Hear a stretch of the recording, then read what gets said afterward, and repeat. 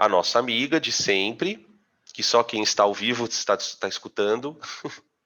Todos vocês escutaram, né? O pessoal que eventualmente está vendo a aula gravada não está escutando a mocinha falar. Nossa grande amiga que vai nos acompanhar forever agora. Tá? Ela vai nos acompanhar forever. O pessoal da outra turma pediu para que nós não tirássemos ela. Beleza? Então vamos. Funções inorgânicas, parte 1, exercícios. Espera aí, deixa eu só me ajeitar aqui. A pessoa começa a gravar a coisa e não está pronta para gravar. Aí fica meio difícil. Pronto. Estava ajeitando aqui a mesinha. Então, let's. A primeira questão, gente, é para a gente lembrar o assunto, na verdade, que deu origem a tudo isso, que é a teoria de Arrhenius. Aquela teoria que diz, olha, tem substâncias que, quando são colocadas em água, conduzem energia. E conduzem energia porque liberam íons. Então, essa questão vai falar um pouquinho sobre isso. Dissociação, ionização, tá? Então, vamos lá. Em condições ambientes, condição ambiente é 25 graus e uma TM, né? Tá bom? Em condições ambiente, o cloreto de sódio é sólido. E o cloreto de hidrogênio é um gás. Então, tipo, deixa eu só escrever aqui. Quando eu escrevo isso, a gente deve pensar no quê? Assim, microscopicamente falando, a gente deve pensar no quê? Quando eu penso no HCl gasoso, que é o que ele está falando nas condições ambiente, eu penso em moléculas. Tudo bem que as minhas moléculas estão bem horríveis, tá? Todas elas mais ou menos afastadas, né? Porque está no estado gasoso, tá? E quase não tem interação molecular. Né? Se a gente considerar um gás ideal, nem tem interação molecular. A gente sabe que as moléculas são polares. Então, no estado gasoso, você não vamos nem escrever nada de interação aqui. Vamos lembrar que se fosse no estado líquido, a gente estaria falando de uma força de dipolo permanente. Beleza? Quando eu penso em NaCl sólido, eu tenho que materializar na minha cabeça uma outra coisa completamente diferente. Eu tenho que pensar numa coisa do tipo assim, ó. Um cátion, Na+, ligado a um ânion, Cl-. Ligado a um cátion, ligado a um ânion. Né? Eu estou colocando de maneira proposital o ânion maior do que o cátion. Tá? Então, esta bolotinha pequenininha aqui seria o Na+. E essa bolotona grande aqui seria o Cl-. Tá? No estado sólido é isso que você tem, substância de caráter iônico. Tá? Ambos, aí ele continua no texto, ambos não conduzem corrente nessas condições. Ambos não conduzem corrente nessas condições. Mas podem se tornar eletrólitos em outras condições. Então, quando é que isso vai conduzir corrente? Entendeu? É mais ou menos isso que ele está falando. Ele está dizendo, ó, nessa situação não conduz, mas em uma outra situação ele vai conduzir. Identifique as alternativas a seguir como falsas ou verdadeiras. A. O NaCl conduz corrente elétrica no estado líquido. Sim. Né? Por quê? No estado líquido, isso aqui está dissociado. A gente tem isso aqui, ó. NaCl sólido, aquece, quebra a ligação iônica, formando cátion e ânion. Tudo bem? E esses íons aqui, ó, é que vão conduzir energia. Esses íons é que vão conduzir energia. Tá? Ah, isso é a mesma coisa que colocar na água? É. Né? Só que quando eu ponho na água, quem dissocia é a água.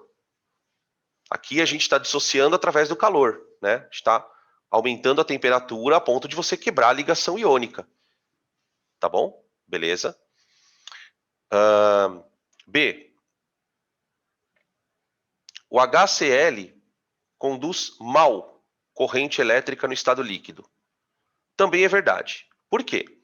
Quando eu penso em HCl no estado líquido, eu vou pensar em moléculas bem próximas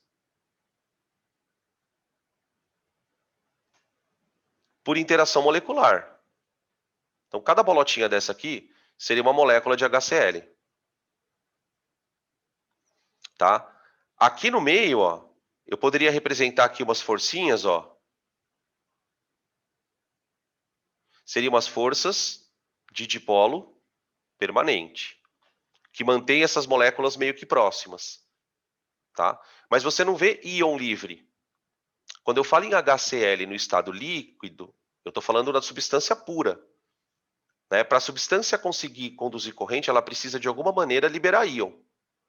Quando o composto já é iônico, que é o que acontece no item A, quando o composto já é iônico, a liberação de íon ela pode acontecer por calor ou por água, como ele vai fazer no item C. Tá? Beleza?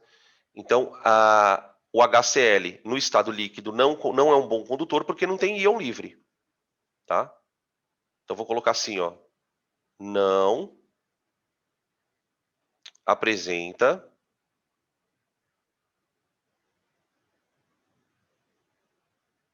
íons livres.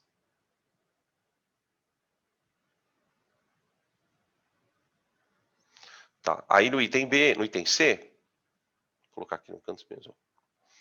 No item C, ele fala assim: tanto NaCl como HCl são eletrólitos na água. Por quê? Na água, um dissocia. Então, ó, NaCl em água dissocia. Você está quebrando ligação iônica, certo? Então, isso aqui é uma quebra de ligação iônica. Como você já tem íons ali no composto em si, você só vai chamar de dissociação.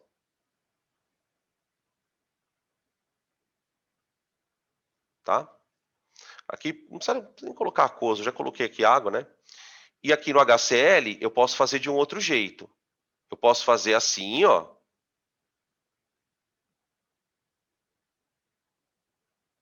Que é o jeito mais tradicional, né? Ó. A gente costuma fazer assim. Beleza? Ou do jeito que é mais completo, que a gente acaba recomendando fazer, né? Ou pelo menos pensar que é assim que está acontecendo, né? Não precisa escrever sempre isso. Seria fazer isso aqui, ó. HCl mais água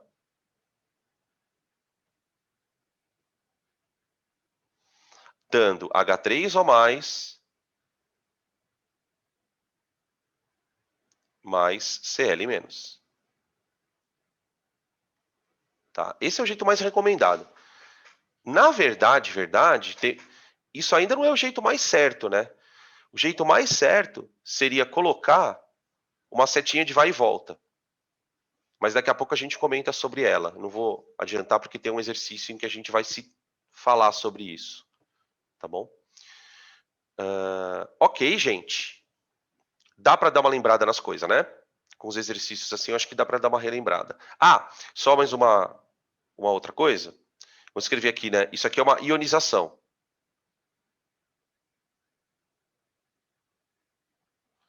Tá?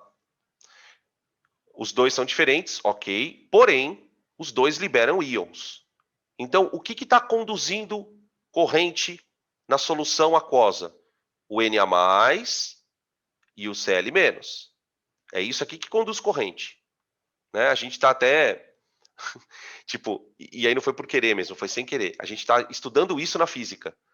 Quando você põe uma carga num campo elétrico, ela anda. E nesse processo, ela vai transformar a energia potencial em cinética, que é basicamente a corrente elétrica. Tá? Só que o que pode conduzir corrente? Qualquer coisa que tenha carga e se movimente. Então, por exemplo, no caso da água, no caso da química que a gente está estudando aqui, o que conduz corrente? São os íons dentro do meio aquoso. E por que os íons têm que estar no meio aquoso? Porque eles podem se movimentar ali. Então você coloca os dois fios na água, os dois fios criam campo elétrico dentro da água e os íons vão andando. Os cátions vão para o cátodo e os ânions vão para o ânodo. A gente vai depois estudar isso também na eletroquímica, tá bom? Beleza. Então, podem tirar print da primeira questão para a gente passar para a próxima.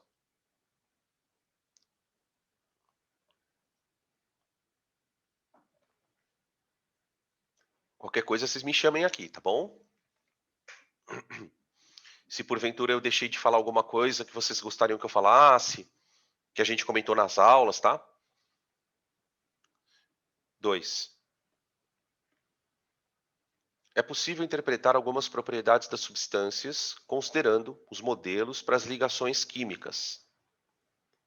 Assim, a condutividade elétrica ou condutibilidade elétrica pode ser explicada pelo movimento de íons livres ou pelo movimento de elétrons livres. Depende do que está sendo utilizado. Então, por exemplo, num fio, o que anda? Elétron. Na solução aquosa, o que anda? Íon, essencialmente. Com relação a essa propriedade, julgue os itens. E no caso de que tenha erro, corrige. Tá, item A.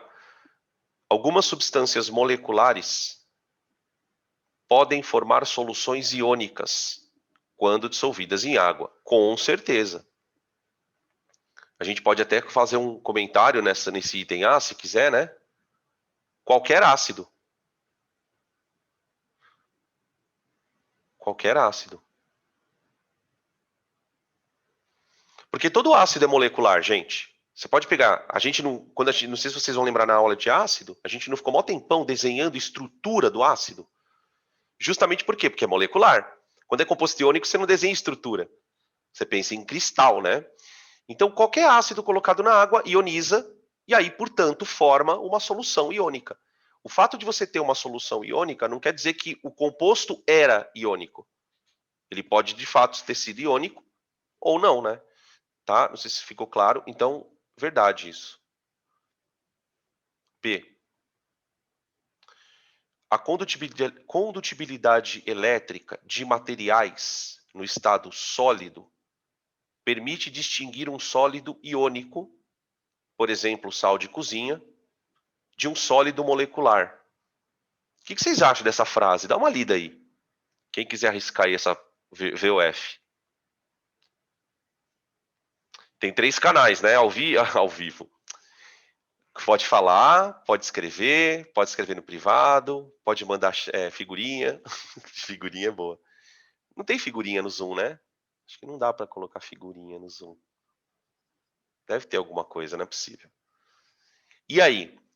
Tipo assim, um sólido iônico e um sólido molecular. Eu posso diferenciar os dois usando esse critério que ele disse? Qual que é o critério, né? Condutibilidade elétrica no estado sólido. Gente, qualquer coisa iônica só conduz corrente quando os íons estão livres. Qualquer coisa iônica só conduz corrente quando os íons estão livres. Então, num sólido iônico, você não vai esperar a corrente passando. Não tem movimento de carga. Sólido molecular, pior ainda, né? O açúcar é um composto que, por ser molecular, ele não acaba não conduzindo corrente de jeito nenhum. Nem na água, porque ele não ioniza, né? O açúcar na água não ioniza. Ele dissolve, as moléculas interagem com a água, mas não tem nenhuma quebra. Nenhum tipo de formação de nada. Tá? Beleza?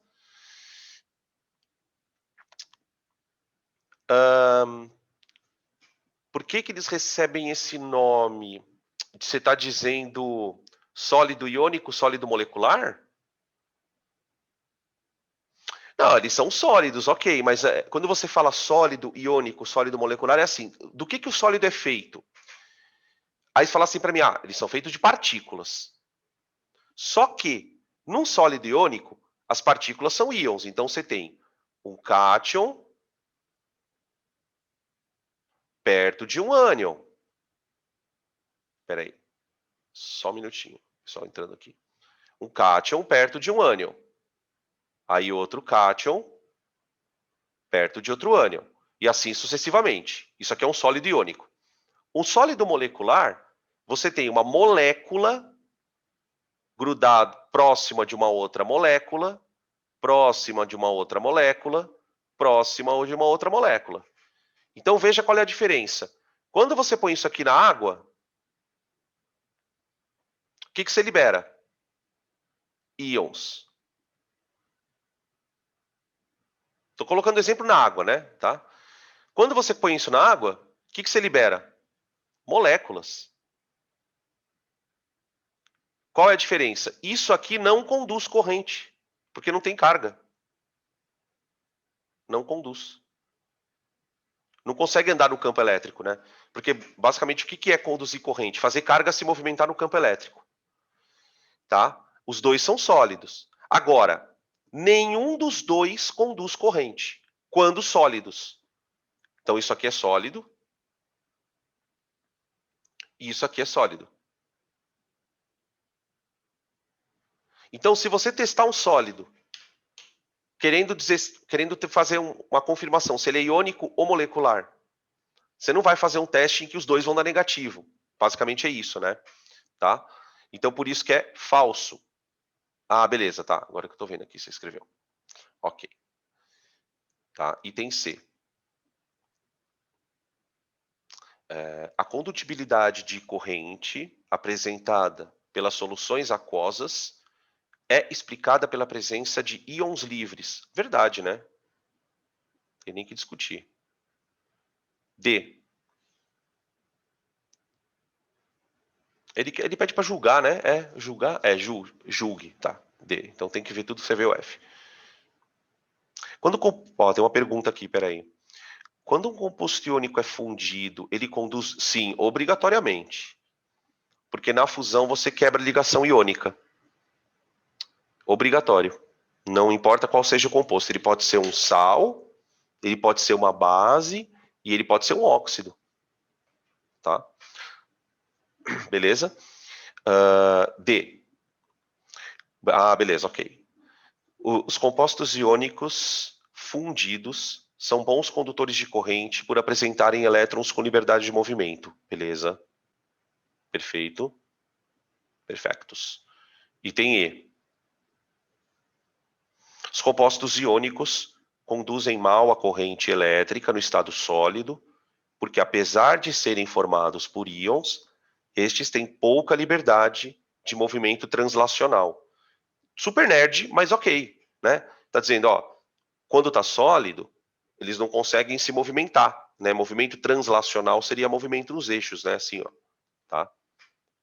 Beleza. Tá? Fechou?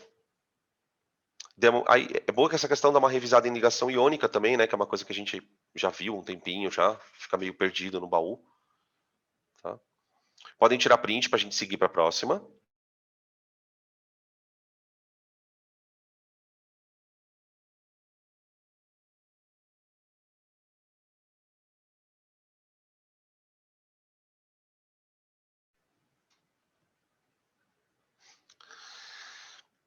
Bom, essa questão eu coloquei ela aqui porque é um assunto que quando a gente está em aula, geralmente o pessoal me pergunta. E eu não gosto de falar em aula sobre esse assunto, porque na verdade ele não é um assunto que se vale muito a pena ficar martelando. Mas, como a gente às vezes nas apostilas vem essas coisas, né? E o aluno acaba não conseguindo entender a diferença de um assunto que é muito importante para um que não é. Mas, de qualquer forma, eu acho que vale a pena a discussão, porque a gente aprende bastante coisa com isso, que eu vou contar para vocês agora. Bom, quando você pensa num ácido, você pensa num cara que libera H+, ok? Geralmente, cada ácido tem lá um número de hidrogênios lá na sua estrutura. Então, o ácido sulfúrico tem 2, o ácido fosfórico tem 3. Tal. E aí acontece que alguns desses ácidos, são poucos, tá? Já estou avisando que são pouquíssimos, por isso que não é tão importante. Eles têm um certo número de hidrogênios, mas por uma questão da estrutura, ele não consegue liberar todos os hidrogênios. São os famosos ácidos exceção. Que são... aqui estão no texto, estão os dois. Aqui, ó. O fosforoso. Nota que o fosforoso aqui, ó, ele tem 3 hidrogênios. Tá? Mas ele não libera os 3. Ele não libera. E o hipofosforoso, que tem 3 também. Só que ele só libera 1. Então é um negócio meio bizarro. Você fala assim, mas por que isso acontece? A gente vai discutir isso um pouco. Né? Na verdade, a discussão toda ela gira em torno do seguinte conceito. A gente sabe que um hidrogênio é ionizável quando ele é liberado na hora de colocar na água. Então, por exemplo, quando você tem um ácido, vamos escrever assim aqui, ó. Quando você tem um ácido do tipo HX, esse ácido ele vai ser ionizado na água na forma de H+. Ele vai sair daqui na forma de H+. Tá? E aí ele vai reagir com a água. Opa, peraí, perdão, gente.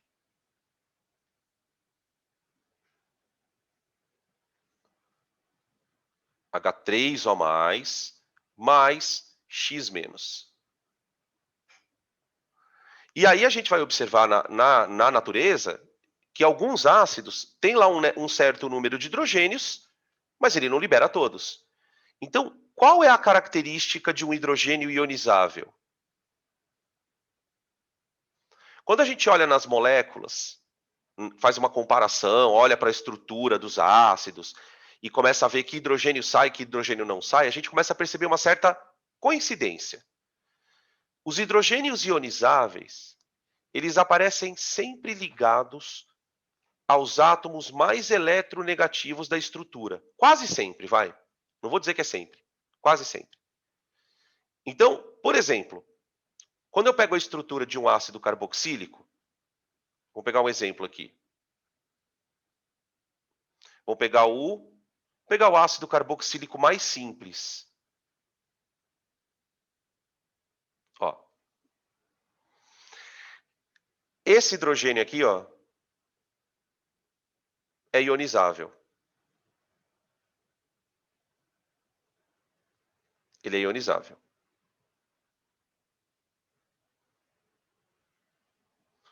Ou seja, quando eu jogar o ácido na água, esse hidrogênio vai sair da molécula. No entanto, esse hidrogênio aqui, ó, não é ionizável.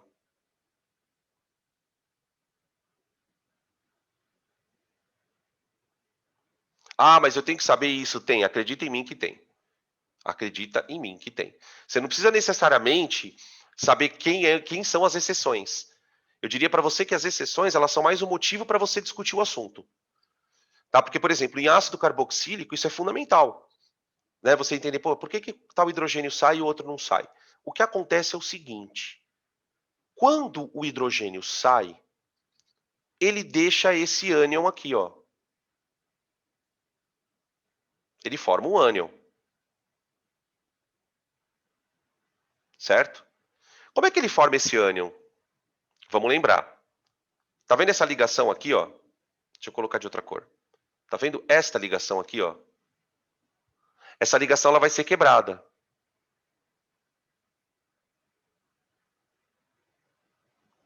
Quando essa ligação é quebrada, o elemento X, ele tem que ter uma eletronegatividade alta para conseguir puxar o elétron para ele.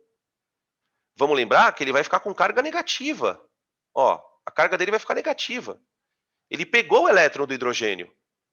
Então, esse elemento X, ele deve ser um elemento eletronegativo. Ó. Ele puxa elétron. Eletronegativo. O que acaba acontecendo? Olha para esse hidrogênio aqui, ó. Esse hidrogênio. Esse hidrogênio ele está ligado com carbono aqui, ó. Para o hidrogênio sair na forma de H+, o carbono teria que puxar o elétron. Mas o carbono não puxa elétron. O carbono, a eletronegatividade do carbono é quase igual à do hidrogênio. Então, você tem que ter, na ligação do hidrogênio, é importante que ela seja realmente uma ligação polar. Porque na hora que ela estoura, o elétron sai do hidrogênio. Se não houver esse tipo de evento, a ligação não quebra. Não se trata, tem muito aluno que fala assim, é porque ela é mais fraca. Não é questão de ser mais fraca ou mais forte o problema. É que isso é um evento improvável. Isso é um evento improvável. A ligação quebrar e o carbono puxar um elétron, nem a pau. Agora, é diferente quando você fala numa ligação OH quebrando e na ligação OH o hidrogênio perdendo elétron na quebra. Isso acontece até na água, né, gente? A água não perde H+. Quando a gente for estudar pH, né, a gente vai aprender que a água ela se auto-ioniza. Então, é importante a gente entender isso. Por que eu quis explicar isso? Porque agora eu vou fazer a pergunta aqui no texto, ele vai fazer uma observação. Olha o que ele fala assim, ó. Aspas, né? Nos oxiácidos, que são os que têm oxigênio na fórmula, né? Apenas os átomos de hidrogênio ligados aos oxigênios sofrem ionização. Então, só o hidrogênio que estiver ligado ao O ioniza. O O é o mais eletronegativo. Tá? Aí olha o que ele pede. Proponha uma estrutura coerente. O que é uma estrutura coerente? Uma que dê uma explicação para isso. Tá? Proponha uma estrutura coerente para os ácidos fosfórico, fosforoso e o hipofosforoso. Então eu quero 3 estruturas. E aí eu vou dar uma informação. Sabendo que o primeiro, o fosfórico, ele é triprótico. O que significa ser triprótico? Que ele vai liberar 3 hidrogênios. 3 hidrogênios. Cada molécula vai liberar 3 hidrogênios. O outro ácido, esse aqui, ó, o H3PO3, ele é diprótico.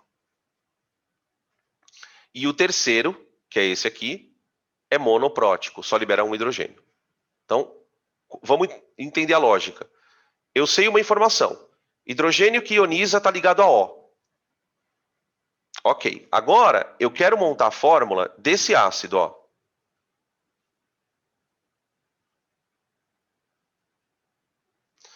Ele vai liberar na água 3H+. Então, para eu montar uma estrutura coerente, eu preciso fazer os 3 hidrogênios se ligarem aos oxigênios. Os três. Porque eles têm que estar ali para poder ionizar. Tá? Eles jamais estarão ligados ao fósforo, por exemplo. Porque se eles estivessem ligados ao fósforo, o fósforo não tem eletronegatividade suficiente para conseguir puxar, para soltar o elétron. Tá? Então eu vou montar uma estrutura assim, ó. Lembrar, né, que o fósforo ele é da família 5A. Então ele faz 3 covalentes e pode fazer uma dativa aqui, ó.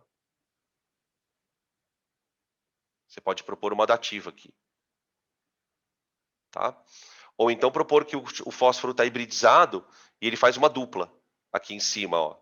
Tá vendo esses 2 elétrons aqui em cima, ó? Eu posso propor que se o fósforo estivesse hibridizado, ele faria uma dupla. Tanto faz. Tá? Então fica assim, ó. Fósforo. Vou fazer aqui, ó. Uma ligação com O e já um H. Uma outra ligação aqui com O e outra com H, que são os hidrogênios ionizáveis. E aqui a terceira, HO. E a quarta ligação eu faço aqui uma coordenada, né? Aquela coordenada. Ó. Então, os 3 hidrogênios têm condição de ionizar. Ó. Aqui, aqui e aqui. Aí lembra que a gente pode emendar com aquela aula de ácidos, né? Quando a gente vai falar, olha, o ácido pode sofrer ionização total ou parcial. Então você pode formar fosfato, hidrogênio fosfato, tá? Depende de quantos hidrogênios podem sair. Eles podem sair. Tá? Agora o outro, vamos para o segundo. O outro é o H3PO3. Esse ácido, ele tem 2 H+.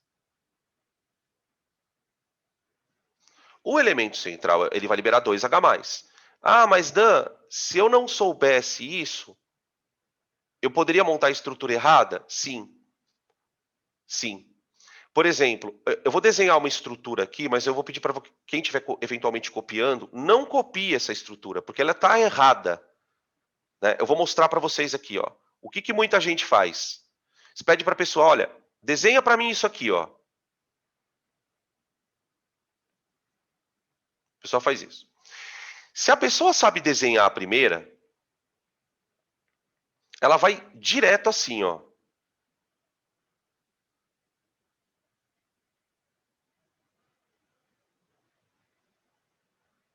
Ó. Quando você olha para essa estrutura, você tem a nítida convicção de que ela é correta.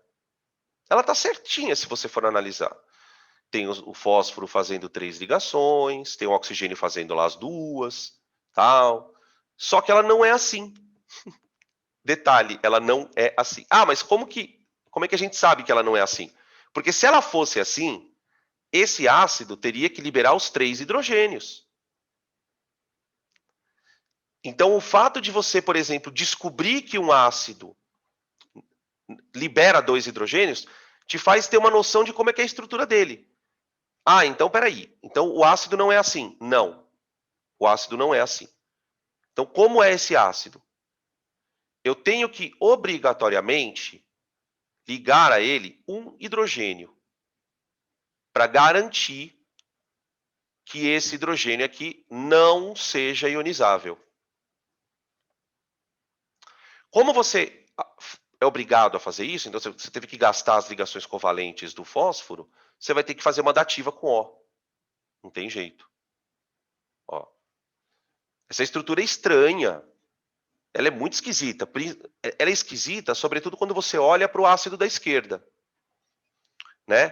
Você fala, nossa, mas tinha necessidade de fazer a dativa? Tinha. A natureza faz assim, entendeu? É nesse sentido que a gente está falando. Tá? Então, vamos marcar aqui os hidrogênios ionizáveis. Aqui e aqui. Pronto. Tá bom? Agora vamos para o próximo. O próximo é o hipofosforoso. Então, aqui a gente já faz direto aquilo. Esse aqui, ele vai ter um H+ só para liberar. A estrutura dele é feita de uma tal maneira que ele só tem um hidrogênio que ele consegue liberar. Tá? Portanto, monoácido. Então, eu já vou colocar o fósforo e já vou conectar os hidrogênios, ó. Os hidrogênios. Aí eu vou colocar o OH para garantir que ele tenha o hidrogênio ionizável dele. Já vou até colocar aqui o negocinho. Ó, esse aqui vai ser o hidrogênio ionizável. Tá bom? E agora eu ponho a dativa aqui, ó. Pronto. Então, esse ácido, ele só forma esse ânion na água, ó.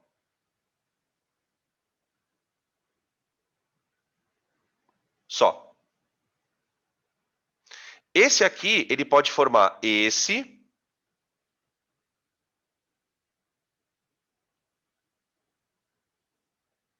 Quando ele perde um hidrogênio. Ou ele pode formar esse aqui. Mas não existe o PO3. Não existe PO3. Porque para existir o PO3, eu precisaria ter o terceiro hidrogênio perdido. Tá, sacaram a ideia? E aqui você vai ter o H2PO4, um menos, que é o dihidrogênio fosfato. Aqui você vai ter o HPO4, 2 menos, que é o monohidrogênio fosfato. E aqui você vai ter o PO4, 3 menos. Fosfato. Os 3 possíveis ânions das ionizações dos ácidos. Tá bom? Beleza? E aí, só para concluir, em particular, né, pensando no nosso exemplo aqui, ó, quem é o ânion dele? O ânion dele é o formiato. Olha lá. Esse aqui é o ânion. O hidrogênio fica preso ali, aquele. Tá? A gente viu na aula de orgânica, né, nas funções orgânicas, a terminação de ânion de ácido é ato, né? Então esse aqui seria o metanoato, que vem do ácido metanoico, né? Ou formiato, porque vem do ácido fórmico, que seria esse aqui, ó. Tá bom? Tranquilo, gente? Podem tirar print. Como eu disse, tá? Só ressaltando, isso é considerado um assunto meio detalhe, assim, não é uma coisa, ó, precisa saber e tal, né? Vamos para a próxima, questão número 4.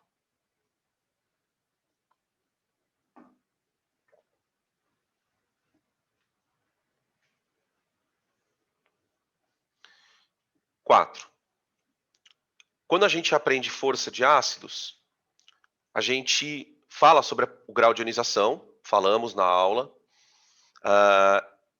De princípio, a gente pede para vocês decorarem os ácidos. Ó, gente, decora aí uns ácidos fortes, uns que são fracos, tá?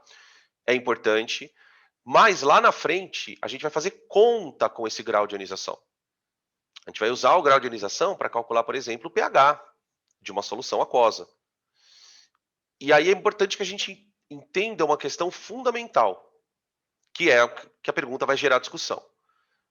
Na verdade verdadeira, a gente, por aproximação, fala que alguns ácidos ionizam 100%, como, por exemplo, HCl. Na prática, isso não é verdade.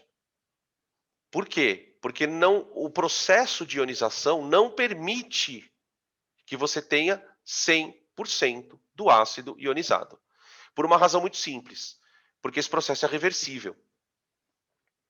Então, eu vou começar fazendo a resposta, ela vai ficar meio que um resuminho. Eu vou pedir para vocês prestarem muita atenção no que eu vou falar, não que nas outras coisas não precise prestar, porque isso é uma mini aula de equilíbrio.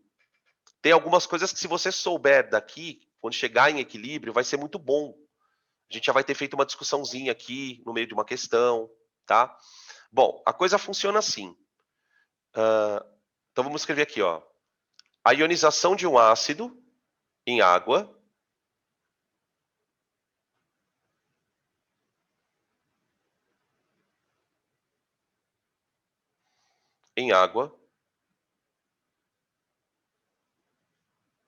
é reversível.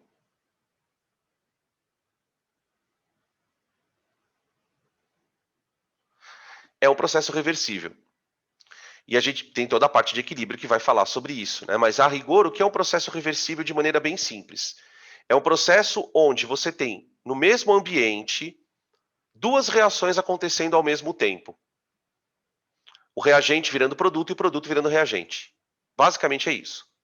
O que acontece é que essas reações que ocorrem em água e são reversíveis, elas encontram-se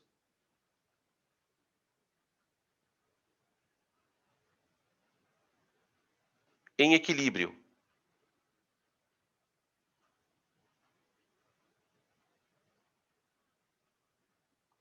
E a gente, como não é uma aula de equilíbrio, a gente não vai falar tudo do assunto, mas o que você precisa saber. O que acontece é o seguinte, toda reação tem uma velocidade, né? Eu gosto de comparar isso para você entender do que eu estou falando. Pensa, por exemplo, na queima de uma vela, que é uma reação de combustão, e tenta imaginar, por exemplo, a explosão de um botijão de gás. É claro que uma explosão de um botijão de gás, ela é muito mais destrutiva, primeiro porque a quantidade de energia é maior. Mas o que torna o negócio muito pior é o fato dela ser muito rápida. A explosão nada mais é do que uma queima rápida. Então, toda reação tem uma velocidade, ok?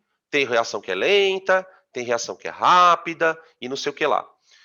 Só que acontece o seguinte, quando duas reações de um sistema reversível acontecem dentro do mesmo ambiente, elas entram numa situação que é uma espécie de... Eu não gosto de usar essa palavra, mas ela é engraçada. Ela é uma espécie de transe. O estado de equilíbrio é uma espécie de transe. A reação ela continua acontecendo, mas a mesma velocidade com que um fulano vira o Beltrano vira o Cicrano.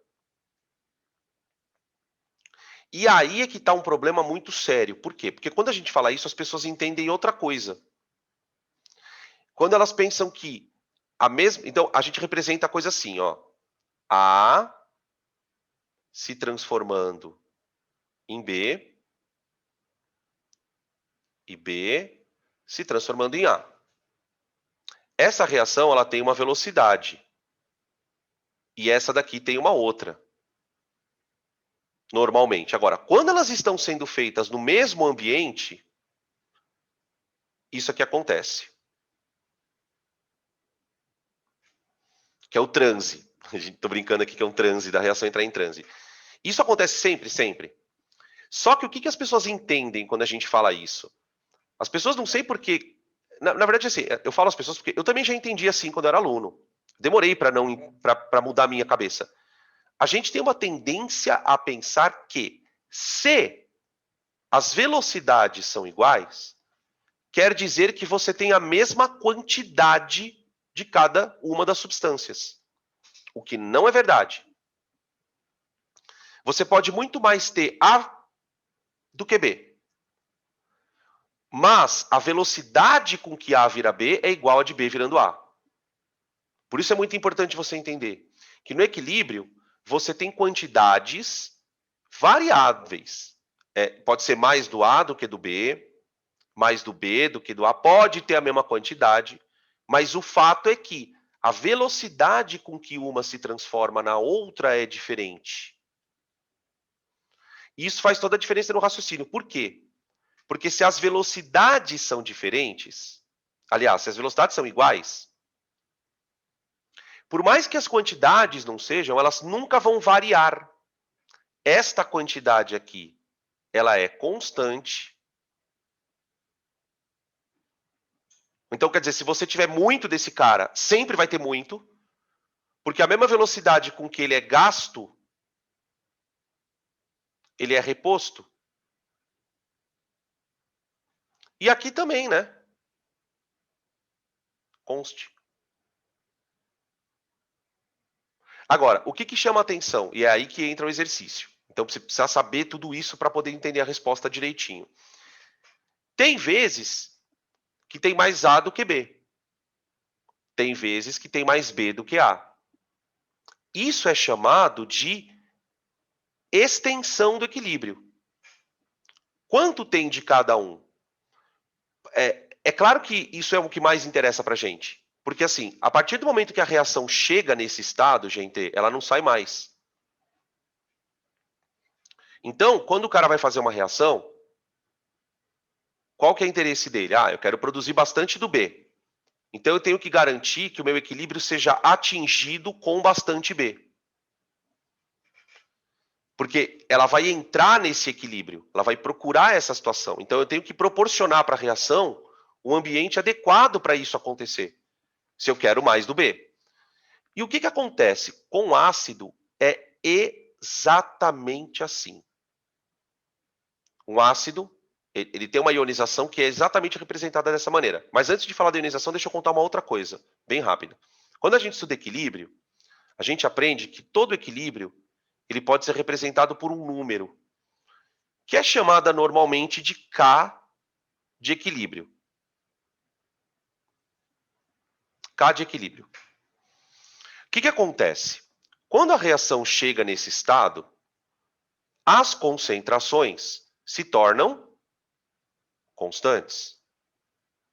Então, elas não vão mudar nunca mais, beleza? Então, o que nós vamos fazer? Nós vamos pegar essas concentrações de A e B, e aí deixa eu só fazer um parênteses bem rápido, tá? Essa concentração é dada em mol por litro, que é o próximo assunto da gente quando a gente terminar essa parte de compostos, tá? Então, eu vou pegar essas concentrações e vou fazer uma conta bem simples. Opa, perdão. Eu vou pegar a concentração do produto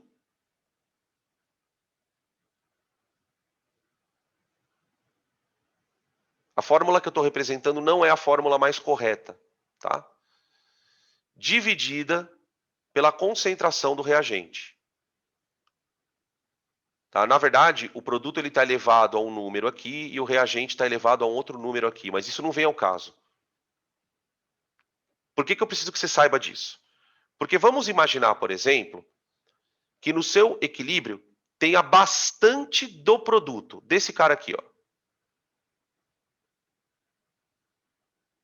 Se tem bastante do produto, provavelmente a constante de equilíbrio vai dar alta. Concorda? Então, quando esse número é um número grande, eu sei que quando a reação chegar naquele estado, vai ter bastante produto. Tá? Você tem uma... E aí vocês devem lembrar desse conceito lá da aula de estequiometria. Você tem um rendimento bom. Você tem um rendimento bom. Porque o grande problema é justamente esse, né? Como A vira B, B vira A, sempre vai ter um pouco do A ali. O que eu gostaria é que a maior parte ficasse como B. Que quando as velocidades se igualarem, eu tenha bastante B para que eu consiga ter bastante produto para sempre ali. Eu não sei se fica clara essa ideia. Tá? Então, qual que é o lance? Vamos aplicar isso para ácidos. Ah, por outro lado, eu posso pensar o seguinte, né? Ó. Vamos imaginar um equilíbrio. Deixa eu apagar isso aqui, para não ficar tudo rabiscado. Ó. Vamos imaginar um equilíbrio onde, quando a reação entrou no equilíbrio, eu tivesse muito A. Se eu tenho muito A, é porque boa parte do A não conseguiu virar B antes da reação atingir esse estado. E aí a reação fica nesse estado de transe, que eu brinco que é um estado de transe. Então você tem muito A. Se eu tenho muito A, o número de baixo é grande. O denominador? Ah, se o denominador é grande, a constante é pequena. Então, o que a gente vai ver lá na frente? Que todo ácido tem uma constante de acidez. E quanto maior essa constante, maior o grau de ionização. O grau de ionização é uma forma diferente e mais simples de você falar tudo isso que eu estou falando. Então, a coisa é assim, ó. Para ácidos, né? Vamos escrever aqui. Para ácidos. Você tem um HX que vai para a água. Aí você tem o processo de reversibilidade lá, né? Dando H3O mais X-. Tá? Todo equilíbrio terá uma constante de acidez. Opa. Deixa eu tirar esse Szinho aqui que ficou feio, hein? Constante de acidez. Acidez. Tá? Só para vocês entenderem valores, o que a gente está falando. A gente considera o HCl um ácido dito forte. Certo? A gente diz porque ele é forte porque ele tem um grau de ionização de 100%.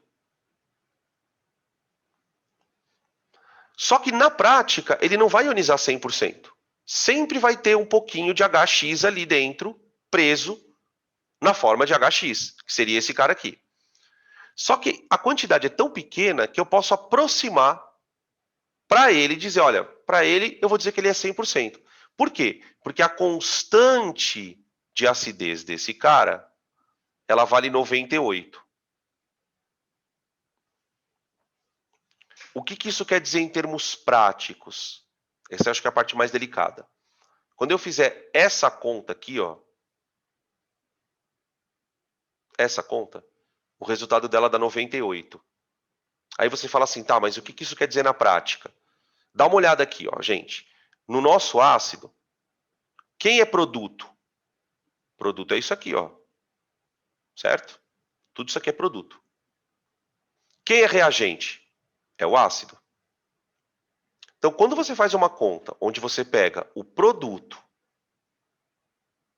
e divide pelo reagente, se o resultado da conta dá 98, quer dizer que os produtos são 98 vezes mais quantidade do que o reagente. Quando você pegar a quantidade de íon ali é muito grande. E aí você tem, então, um ácido que a gente chama de forte. Agora, por outro lado, você tem outros ácidos, como, por exemplo, esse aqui, ó.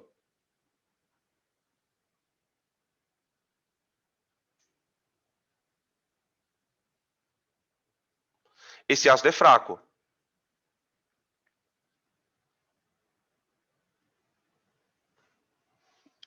O grau de ionização desse ácido, gente, é mais ou menos 5%. Tá? A constante desse ácido é aproximadamente 10 elevado a menos 5. Então, para os ácidos, quando você faz a concentração de ácido ionizado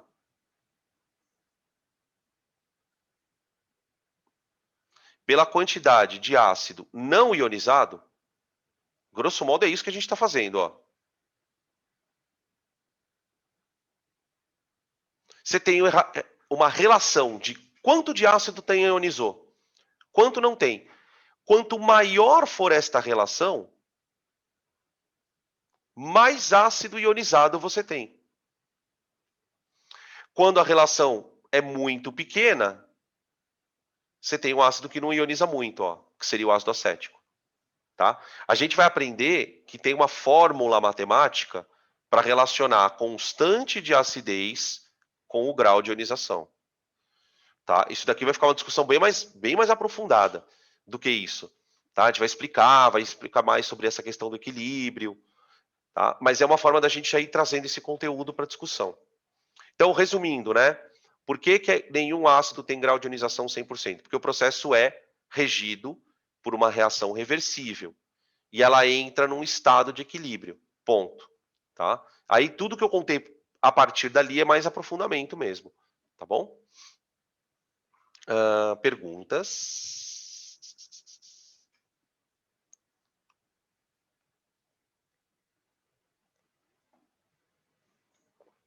Podem tirar print.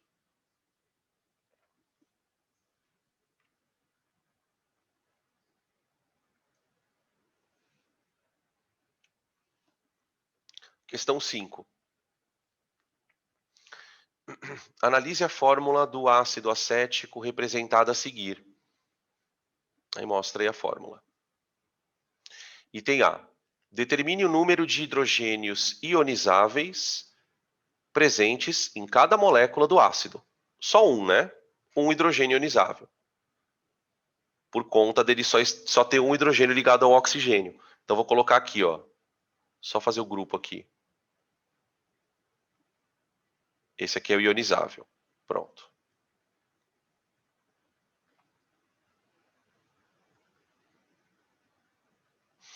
Tá aí. B. Represente a equação de ionização. Vou colocar ela aqui embaixo. Então, é H3C, C dupla O, OH. Vou colocar ela completinha, tá?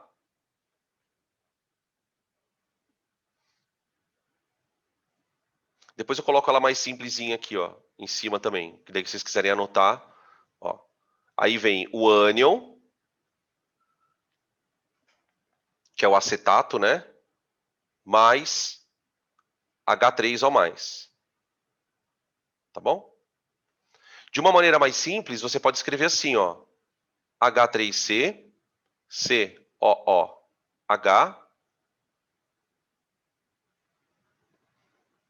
H3C, COO menos mais H+. Sem a presença da água, né? Tá bom? Beleza? Isso é o item B. Aí o item C, ele pergunta assim: quantas Deixa eu só fazer um comentário antes. Por que eu fiz questão de representar a setinha de vai e volta? Porque como esse ácido é fraco, o que isso quer dizer? Você tem poucas moléculas não ionizadas, você tem uma quantidade considerável desse cara aqui. Então, se eu coloco só uma setinha de ida, o que eu estou dizendo? Que não tem a volta. E não é verdade. Tem a volta. Aliás, tem muito da volta, né? Tipo, é muito mais fácil, na verdade, para o ácido ficar dessa maneira do que dessa daqui. Aqui você teria uma coisa do tipo assim: 95% das moléculas estão desse jeito e 5% assim. Tá? Em termos aproximados, é isso que a gente está querendo dizer. Quando você fala que um ácido tem grau de ionização 100%. Você tem 100 moléculas. Daquelas 100, 5 estão quebradas. As outras 95 estão inteiras. Tá? Beleza? Aí a pergunta do item C. Quantas e quais são as espécies químicas presentes no vinagre? Bom, o vinagre, segundo ele mesmo escreve aqui, é uma solução aquosa de ácido acético. Então, o que eu tenho numa solução aquosa de ácido acético? Você tem água, tem moléculas de ácidos, moléculas de ácido, já que uma parte do ácido não consegue ionizar. Então, você tem que imaginar que lá dentro tem isso aqui. Você tem íons acetato, embora em pequena quantidade você tem íon acetato. Um pouco ionizou. Vamos tirar essa vírgula aqui, porque aí coloca os íons H3O+, né? E íons H3O+. Tá? A gente podia colocar mais um quarto íon aqui, mais um terceiro íon, na verdade, né? Mas que eu não vou entrar não na questão, que é o OH-.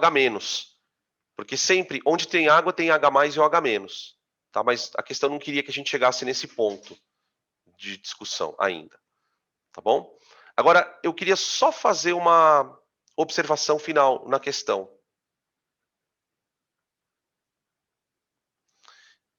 Equação de ionização para ácido forte. Dependendo eu não sei exatamente como que vocês estão usando, que material vocês estão estudando, mas é muito comum você ver em livros, quando o cara vai representar a ionização de um ácido, às vezes ele põe assim, ó.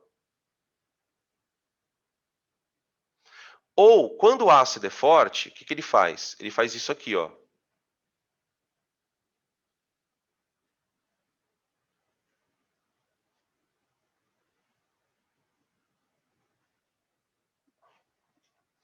Tá? Pode fazer assim? Pode. Quando o ácido é forte. Por quê? O que a gente vai considerar forte na maioria dos casos? A gente vai considerar ácido que ioniza 100%. É uma aproximação.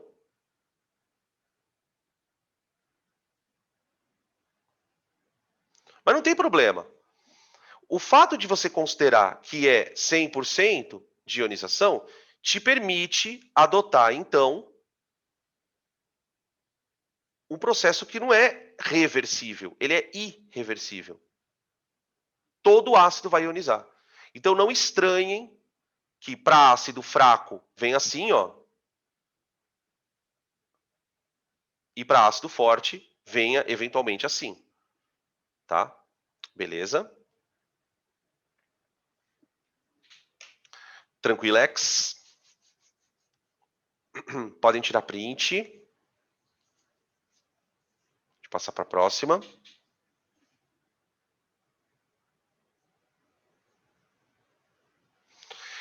Aqui é uma sequência de questão de nomenclatura. Meio mala, mas necessária. Mas necessária. Elementos de um mesmo grupo apresentam, tipo, grupo é família, né? Grupo é família. Apresentam similaridade nas propriedades e nas fórmulas dos ácidos que podem formar. Alguns halogênios do grupo 17, da tabela, por exemplo, podem formar 4 diferentes oxiácidos, cujos nomes se diferenciam pelos prefixos ou sufixos. É o hipo, o per, né? Aquele negócio de per lá. Analise a tabela e, por analogia, tente nomear os oxiácidos formados pelo bromo, sabendo que ele pertence ao mesmo grupo do cloro. Então, tipo aqui, o que ele está querendo dizer na questão? Você tem aqui, ó, o cloro formando 4 ácidos. Tá? Ele quer que eu pegue os ácidos do bromo e dê o nome, por analogia. E daí a outra questão na sequência é para fazer a mesma coisa com o iodo. Tá bom? Na verdade, por que eu coloquei essa questão? Tem algumas coisas que eu quero discutir com vocês aqui. Os elementos da família 7A, eles têm uma eletrosfera bem doida. A eletrosfera dos caras é assim, ó. É um elétron desemparelhado e até 3 dativas. Justamente por causa disso, eles conseguem formar muitos oxiácidos, porque eles conseguem fazer várias dativas opcionais.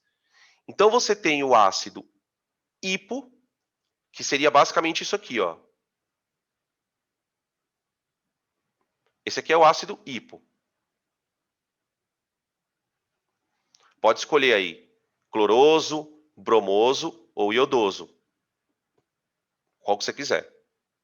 E aí aqui o elemento, o halogênio da 7A, ele só está fazendo uma covalente, ó, que é a obrigatória dele. Tá? Agora, olha para a criança agora, ó. Esse aqui é o mãe. Esse é o mãe. Clórico, brômico, iódico. Então esse aqui é o mãe, é o ico. Se eu tirar um ico, vira o oso. Então vamos desenhar o oso. Desenhar ele aqui, ó. Ó o oso. Esse é o oso. Tá? Só que como o elemento central pode fazer 3 dativas, eu ainda tenho um par de elétron aqui sobrando, ó. Então eu posso vir a formar o perico. Uma dativa aqui. Agora deixa eu fazer uma pergunta para vocês que, puta, quando cai essa ficha, quando caiu comigo, eu fiquei muito emocionado. Eu preciso que vocês tentem responder uma pergunta aqui, para eu conduzir vocês para o raciocínio. Olha para o elemento X, nos 3 ácidos. Você sabe que esse elemento pode ser o cloro, o bromo ou o iodo. Tá? Ele não fala do flúor aqui. Esquece o flúor. Nos 3 casos, o oxigênio é mais eletronegativo. Vocês concordam comigo que em um desses ácidos, o elemento X está com mais falta de elétron? Onde o elemento X está com mais falta de elétron? Pensando em polaridade de ligações. Ah, deixa eu só escrever aqui o outro ácido. Perico. Tá, aqui é hiposo. Tem um desses ácidos em que o elemento X ele está com mais falta de elétron, justamente porque ele está conectado a átomos que puxam muito elétrons. Tá? Quem é o ácido no qual o elemento X está com maior falta de elétrons? Esse aqui, ó.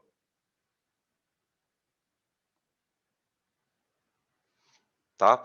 O que a gente vai perceber lá na frente é que o NOx do elemento central ali varia muito por causa disso. Quando você vai calcular o número de oxidação de um elemento como o cloro, ele pode dar mais 1, ele pode dar mais 3, ele pode dar mais 5, ele pode dar mais 7. Essa variação do elemento, quando o elemento apresenta muitas variações de NOx, Isso significa que ele está fazendo muito tipo de ligação diferente, tá?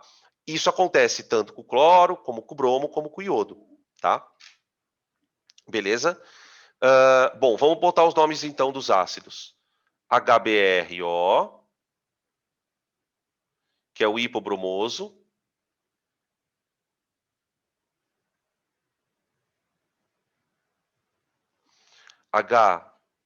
HBrO2 é o ácido bromoso. Todas variações do mãe, né? HBrO3 é o ácido brômico. Faltam uns acentinhos aqui. Ácido brômico.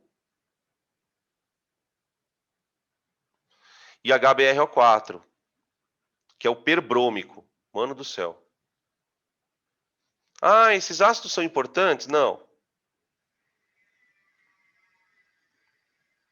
Repito, né, a minha intenção ao colocar essa questão foi fazer essa discussão do porquê que tem tanta variação. Por que com o cloro, com o bromo e com o iodo tem tanta variação? Tá? Com o iodo, então você tem HIO, que é o ácido hipoiodoso,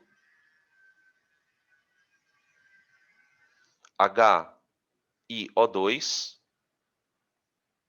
é o ácido iodoso, HIO3 é o ácido iódico e HIO4 é o ácido periódico. Só um parênteses aqui, reflexões do ofício. Geralmente esse assunto ele é proposto para o aluno no primeiro ano. E eu concordo que ele seja proposto no primeiro ano, porque ele é um assunto que exige muito mais memorização, aquele trabalho mais braçal.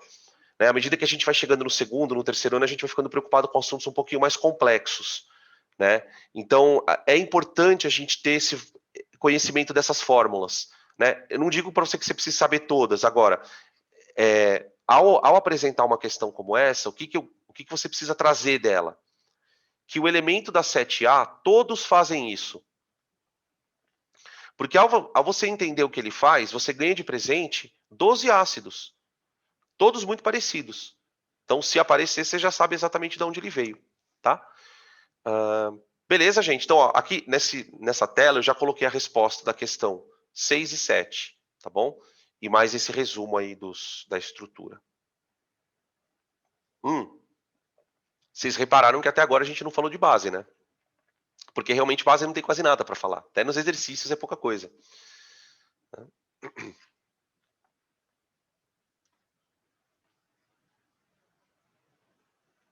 Vamos lá.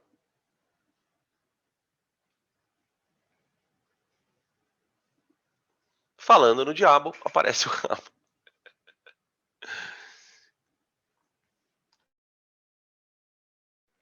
Questão número 8. A ingestão de hidróxido de sódio pode causar danos graves e irreversíveis a todo o sistema gastrointestinal e toda a mucosa com a qual entra em contato, incluindo corrosão das pregas vocais. O hidróxido de sódio é conhecido por ser corrosivo. O de magnésio, por sua vez, é usado como antiácido e tem o efeito de laxante também.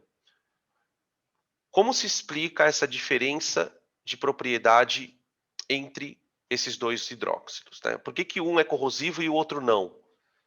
O outro pode ser usado para combater a acidez. A gente precisa entender duas questões aqui, né? Isso tem a ver com o fato das bases serem fortes ou fracas, né? Então, por exemplo, o hidróxido de sódio, ele é considerado uma base forte. Base forte. Tá. O fato dele ser uma base... Primeiro, vamos entender que o fato dele ser uma base já permite com que ele reage com ácidos. Reação com ácidos. Tá. E o fato dela ser uma base forte quer dizer que tem alto grau de dissociação.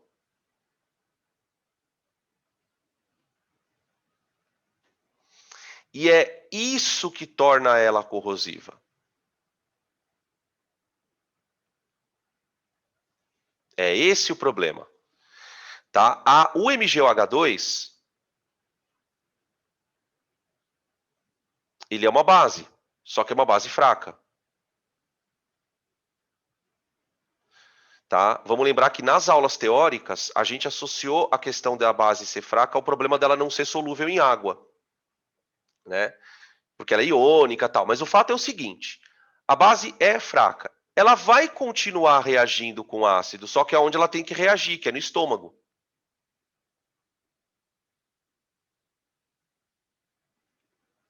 Ela é uma base fraca, pouco solúvel. Opa, peraí. Baixo grau de... Eu vou escrever baixa solubilidade. Baixa solubilidade.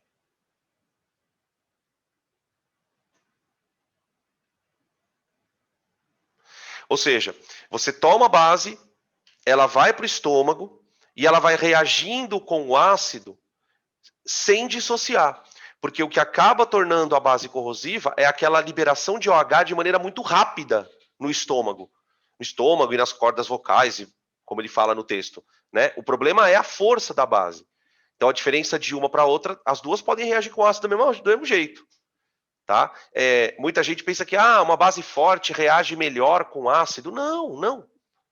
A reação com ácido, ela vai, como a gente já viu na parte de sais, né? Ela vai depender fundamentalmente da proporção de base para ácido. 1 para 1, 1 para 2, se vai ser neutralização total ou parcial. Mas ela vai reagir, tá? Beleza? Então, não corrosiva.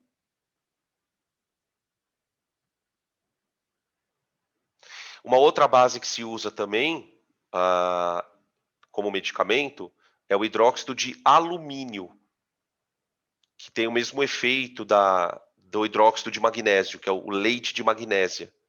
Tá? Beleza? Posso passar para 9?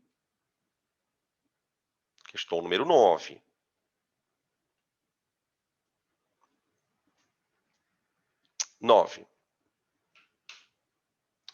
Os elementos dos grupos 1 e 2 da tabela periódica. Espera aí, estão chamando aqui. Tá, volto. Aqui. A questão número 9, ela fala sobre... A gente já comentou um pouco sobre isso na parte de tabela periódica. Beleza. Mas eu acho que é o momento de a gente falar sobre isso de novo. O nome das famílias de metais alcalinos e alcalino-terrosos tem a ver com a propriedade que esses metais têm, que é uma propriedade química, basicamente. Né? Não é só o fato deles serem metais, porque as outras famílias também são metais. Né? Esses metais, eles têm uma reatividade bem alta, são metais que têm facilidade para reagir. Né? Se a gente fizer uma lembrança um pouquinho da tabela periódica, vamos lembrar aqui, ó, né? Fazendo bem o rascunho da nossa tabelitia.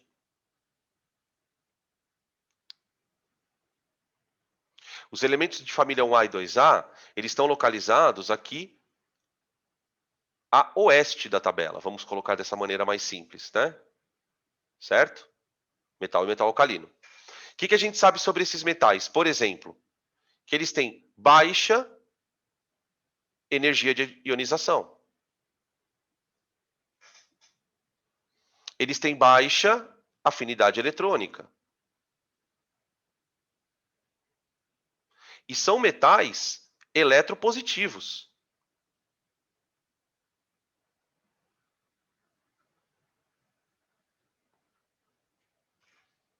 Tá bom?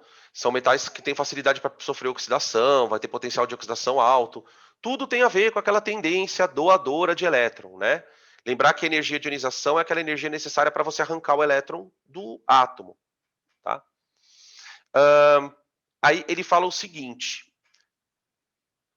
essa nomenclatura é atribuída à propriedade que esses metais apresentam de, em solução aquosa, originarem meios alcalinos. Então, quando eu coloco um metal em água, ele reage e gera um meio alcalino. Ele quer que a gente ilustre essa propriedade, né, usando como exemplo o sódio, que é da 1A, e o bário, que é da 2A. Tá? Bom, quando um metal é colocado em água, gente, ele pode ou não reagir com a água. Isso vai depender da reatividade do metal. Quando a gente fala de 1A e 2A, sem problema. Então, o que acontece? Então, vamos lá, vamos pegar para o sódio primeiro. Exemplo, Na. Com o Na, a história é a seguinte. Ele vai reagir com água, formando H2 mais NaOH. Essa é a reação. Tá? A gente vai fazer um balanceamento para ela.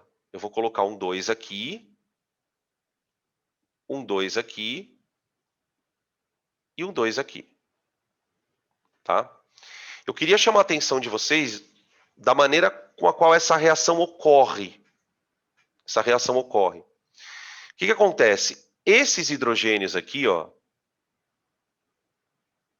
eles são hidrogênios provenientes aqui da água, ó, obviamente. E os hidrogênios da água, eles têm carga mais 1.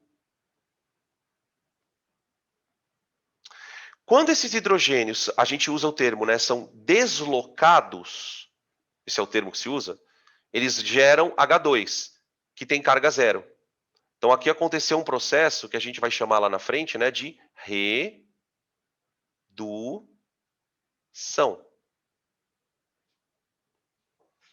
Eles receberam elétrons para fazer esse processo. Tá? Essa reação, gente, ela libera muito calor.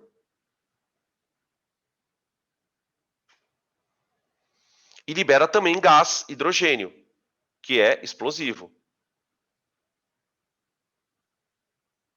Tá? Então, essas reações elas são consideradas reações violentas, inclusive. Tá? Não sei se eu cheguei a mostrar para vocês um vídeo. Eu coloquei o link aqui separado. Daqui a pouco eu vou mostrar o vídeo daquele experimento com os metais.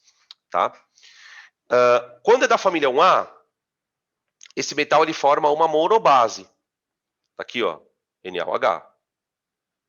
Agora, se o elemento for da 2A, ele vai reagir com água. Só que lembrar que o bário é mais 2, né? O bário é mais 2. Então, você vai ter H2 mais BaOH2. Tá? O balanceamento aqui também, ó, bota 2 águas. Tá aqui, ó, pronto. Aconteceu a mesma coisa quando a gente for estudar a reação de deslocamento, né, que é o assunto que vem pós-funções inorgânicas, reação de dupla troca, tal. A gente vai falar um pouquinho melhor nessa história de deslocamento. Aqui, para todos os efeitos, o que está acontecendo? O bário está deslocando o hidrogênio da fórmula. Ele está se combinando com o OH para gerar o meio básico. Ó. É isso que gera o meio básico. Tá? Beleza? Deixa eu mostrar aqui para vocês. Espera aí. Para quem estiver assistindo a aula gravada, eu vou deixar um link na descrição do vídeo do filminho que eu passei aqui para ilustrar essas propriedades dos metais. Tá? Eu não estou colocando na aula gravada o vídeo, porque o YouTube está reclamando de direitos autorais. Então, tipo, se eu pego essa aula com o vídeo que eu passo para vocês e boto no YouTube, eles reclamam. Falam, você está violando direitos autorais. Tá louco. Enfim, tá bom? Vamos lá. Tá acabando já aqui, ó. Questão 10. Essa daqui é uma questão que, na verdade, a gente já discutiu ela em aula. Eu estou pedindo para a gente lembrar, né, montar as estruturas dos íons hidroxônio e hidrônio. Eu vou aproveitar a questão para inserir um conteúdo para vocês aqui. Vocês sabem que a água, quando a gente fala em H+, ou H-, a gente pensa em ácido e base, obviamente. Mas vocês sabem que a própria água tem a capacidade de se ionizar. E já é importante que você saiba disso, porque quando a gente tiver aula de pH, isso já vai ser um conhecimento que você já ouviu uma vez. Falar, puta, não é uma coisa totalmente novidade. A água, quando ela está no estado líquido, ela sofre um processo chamado autoionização. E por que eu vou falar sobre isso agora? Porque eu acho que é um momento legal para a gente discutir H+ e OH- ao mesmo tempo. O que acontece?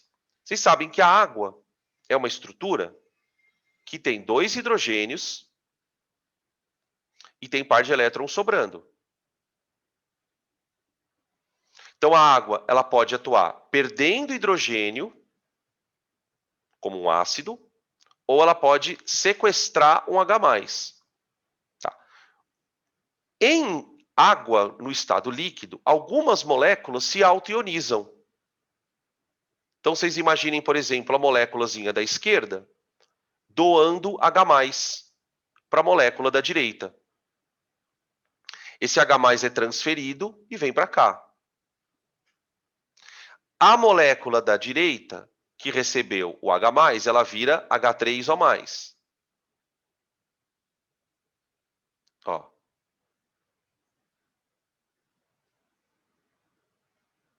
Ela vira H3O+. Que é o íon hidroxônio, ou hidrônio, mesma coisa. Tá? Beleza?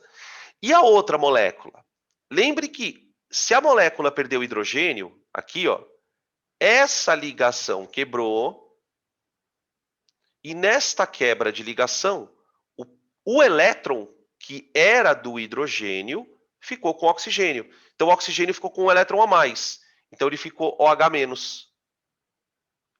OH, ele já tinha lá os seus eletronzinhos da camada de valência, ele ganhou um eletronzinho a mais aqui, ó. E aí por isso ficou com uma carga negativa. Aqui mais um. Tá? Quer dizer, se a gente for analisar, é um negócio muito surreal, né? Porque a água, ela é um ácido, ó. Ela é um ácido. Ela está ionizando aqui, ó. Só que acontece o seguinte, a gente acabou de discutir na questão, acho que 5, não sei, não lembro se era na 5 ou na 6, a questão do equilíbrio dos ácidos, né?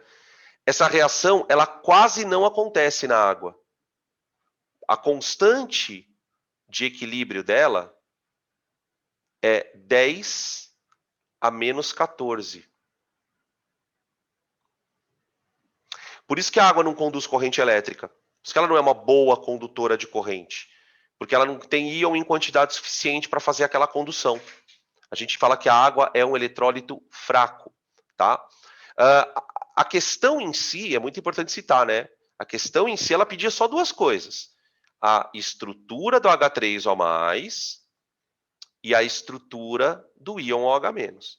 Eu já usei isso para a gente poder discutir um pouquinho, que tem um monte de coisa ioniza. Quer dizer, a água é uma molécula que ioniza com ela mesma. Ela consegue ter dentro da água a presença de H+ e de OH-. E é justamente dessa reação que vem a nossa percepção de pH e pOH. Né? O conceito de pH e pOH, eles só vão ter sentido prático quando você estiver trabalhando com coisas na água. Né? Eu já cansei de falar, já falei em outros momentos aqui, por exemplo, eu posso calcular o pH do refrigerante, eu posso calcular o pH de um suco, eu posso calcular o pH do sangue, eu posso calcular o pH da minha célula. Eu não posso calcular o pH do mouse, porque o mouse não tem água. Eu posso calcular o pH de sistemas aquosos, tá bom? Beleza. Vamos então para a última questão aqui. Acho que é a última, acho que é.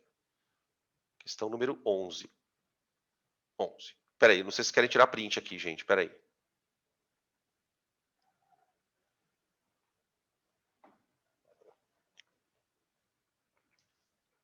Pronto. Questão número 11. Aqui é uma questão mais para a gente poder brincar com números, tá? É a primeira vez que a gente vai fazer isso, depois a coisa vai ficar mais, lá na frente vai ficar mais importante. Ele fala assim, ó, o grau de ionização de um monoácido é 5%. Ao dissolver 2,10 a 23 moléculas do ácido, pede-se o número de moléculas ionizadas, o número de moléculas não ionizadas, o número de cátions e o número de ânions, e o número de mols por litro. Aqui, na verdade, essa pergunta do item E não dá para a gente responder ela, só se a gente supuser que tem 1 litro, tá? Depois eu comento isso com vocês. Então, é uma questão para a gente tentar entender um pouquinho como acontece esse negócio do ácido fraco. Então, vocês imaginem o seguinte, ó. Eu tenho um frasco que tem aqui dentro 2 vezes 10 a 23 moléculas de HX. E eu vou colocar essas moléculas em água. Só que o exercício me disse que 5% do ácido vai quebrar.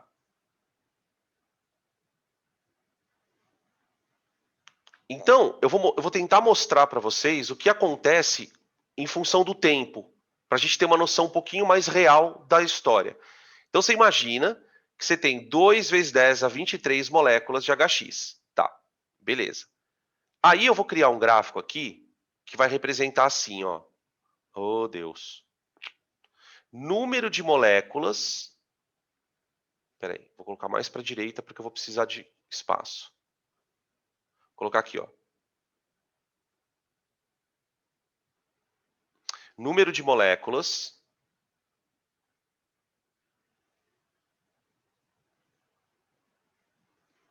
em função do tempo.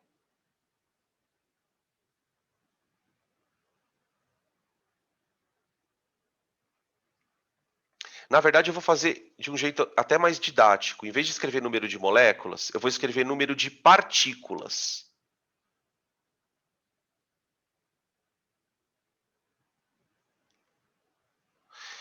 Porque o que vai acontecer é que o HX, que é o nosso suposto ácido, estou chamando de HX, ele vai na água ionizar e vai formar H3O+, mais X-. Então, o que a gente espera que aconteça? Que, inicialmente, você tem aqui 2 vezes 10 a 23 moléculas de ácido. Tá? Quando você coloca esse ácido na água, ele vai fazer isso aqui, ó, gente. Espera aí.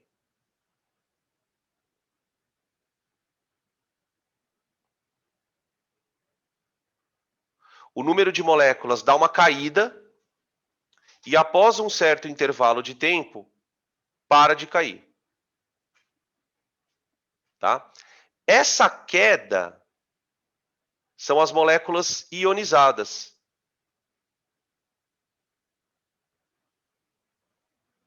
Só essa queda aqui, ó.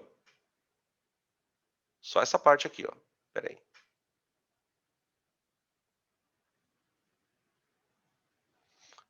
Esse trecho aqui, ó. Essa queda são as moléculas que estão ionizando. Tá? Essa queda, gente, ela vai representar 5% do meu ácido. Isso aqui representa 5% do ácido. Tá. Por que de repente o ácido para de cair? Porque acontece o seguinte: à medida que as moléculas de ácido vão ionizando, os íons começam a voltar a formar o ácido. Até chegar o momento em que as duas velocidades se igualam. As duas velocidades se igualam. Mas isso acontece bem rápido, tá vendo? Ó? Tá? Então, essa quedinha aqui é a quantidade de ácido que ionizou. Vamos calcular ela. Né, que ele pede que é o item A. 2 vezes 10 a 23 moléculas. 100%. 5%. X moléculas. dá 10, 10 a 23. 10, 10 a 23. Dividido por 10 a 10, 10 a 21, dá 10 a 20? Minha conta tá dando 10 a 20. Se vocês puderem confirmar aí, tá? Moléculas. Ou 1 vezes 10 a 20, é a mesma coisa. Tá? Beleza? Quantas moléculas não ionizaram? 95%. 95%. Vou pegar, ó, não ionizadas. Eu vou pegar o número de moléculas total e vou multiplicar por 95%. Né? Para não ficar perdendo muito tempo de fazer conta. Tá? Beleza? Dá, deixa eu ver, 0,95 vezes 2 dá 1,9, né? 1,9, 10 a 23.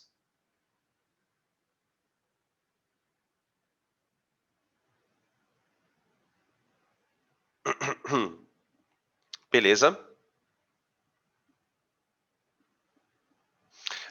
Item C. Peraí, deixa eu mostrar uma coisa para vocês, então. Vocês estão vendo esse ponto aqui, ó?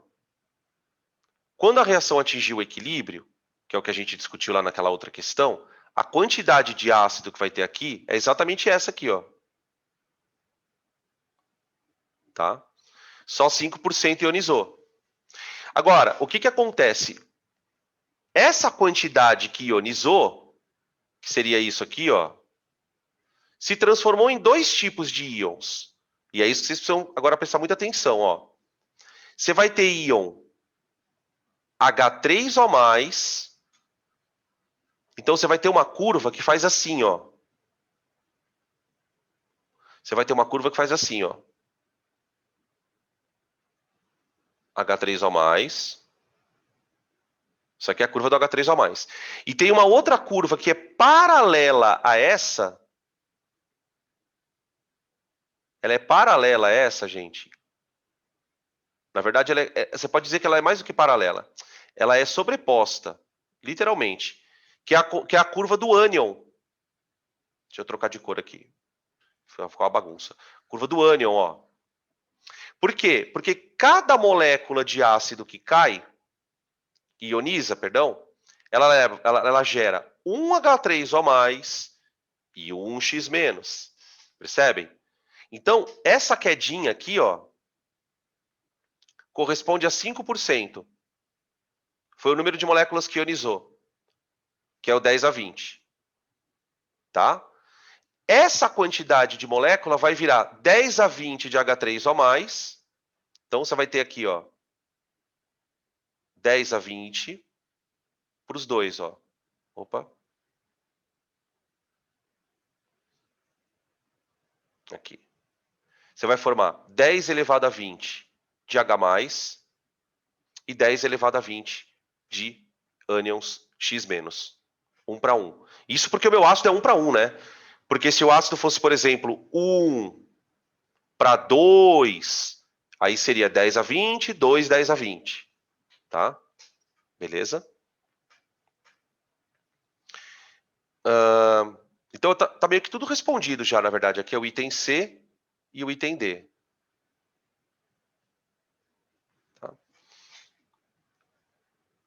Qual é o número de mols por litro do ácido? Número de mols por litro. Bom, essa questão a gente vai... Vamos supor, né, no item E, supor 1 litro. Porque aí você tem o número de mols por litro. Aí é uma questãozinha bem simples, né? 1 mol de moléculas. E veja que agora ele perguntou o número de mols por litro. Não interessa se está ionizado ou não. Então, se ele está perguntando quantos mols por litro do ácido, eu vou pegar todas as moléculas, ó. Então, se o mol é 6,10 a 23, quantos mols serão 2,10 a 23? Tá? 2,10 a 23. Então, o N vai dar 0,33 de ácido. tá? Por 1 litro, né? De acordo com a suposição. Porque no texto ele não escreve isso. De acordo com a suposição. Beleza? Tranquilo, gente? É legal a gente começar a tentar enxergar esse tipo de tabela, ó, antes que seja tarde demais. A gente usa muito esse tipo de raciocínio na parte de equilíbrio. Vocês percebem que quando atinge-se o equilíbrio, todo mundo fica constante, né? A concentração do produto, que era pequena, vai continuar pequena. Concentração do reagente, que era grande, porque não consumiu muito. Né? E a gente, se você quiser fazer uma ponte com a aula de estequiometria, pessoal, você ainda pode chegar na situação de pensar assim: esse grau de ionização, no fundo, é o rendimento do processo, no final das contas. Quantos por cento do ácido vai reagir? 5%? Você só está trocando o nome rendimento para grau de ionização. Tá? Beleza? Pergunta, gente. Deem tchau para nossa querida amiga. É 3, é 2, é 1.